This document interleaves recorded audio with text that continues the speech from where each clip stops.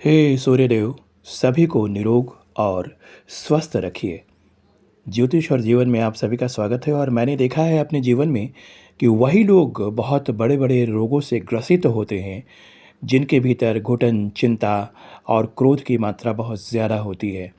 तो अगर किसी व्यक्ति को स्वस्थ और निरोग रहना है तो उन्हें इन भावनाओं पे काबू पाना ही होगा। मेरे विचार से निरोग होने के लिए, अर्थात किसी प्रकार का रोग शरीर को न लगे, इसके लिए आपको अध्यात्म की तरफ मुड़ना चाहिए। जो व्यक्ति आध्यात्मिक होते हैं, सच्चे अर्थों में आध्यात्मिक होते हैं, वही स्वस्थ और निरोग रहते हैं। खुश रहने का मंत्र मैं आपको दूंगा। यदि आप चाहते हैं तो 9229034207 पे आप मुझे से संपर्क कर सकते हैं।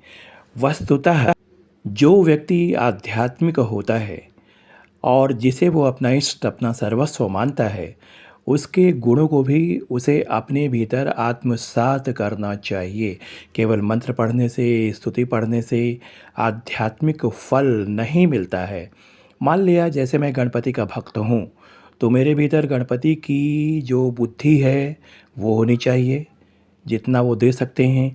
इसके अलावे मुझे शांत रहना चाहिए, मुझे किसी पर क्रोध नहीं करना चाहिए, सभी को बहुत ही प्रेम से देखना चाहिए और सभी के कल्याण की भावना को अपने भीतर रखना चाहिए। तभी गणपति की भक्ति मेरे लिए सार्थक होगी, अन्यथा नहीं। इसलिए गणपति की भक्ति को साकार करने के लिए गणपति के गुणों को भी हमें अपने भीतर लाना होगा।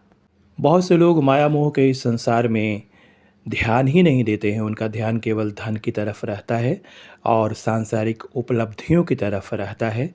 लेकिन यदि आप के इष्ट कोई हैं और आप चाहते हैं कि आपके भीतर उनकी कृपा हो, तो उसके कुछ तरीके होते हैं और उन तरीकों को जानने के लिए आप मुझसे संपर्क कर सकते हैं। नंबर मैंने दिया हुआ है। और आपके इष्ट को आपके भीतर स्थापित करके उनके गुणों को लाने का कार्य मेरा है। यदि आप अवसर देंगे तो आपका दिन बहुत शुभ हो, बहुत प्रसन्न रहें, जीवन सार्थक हो जाए। धन्यवाद।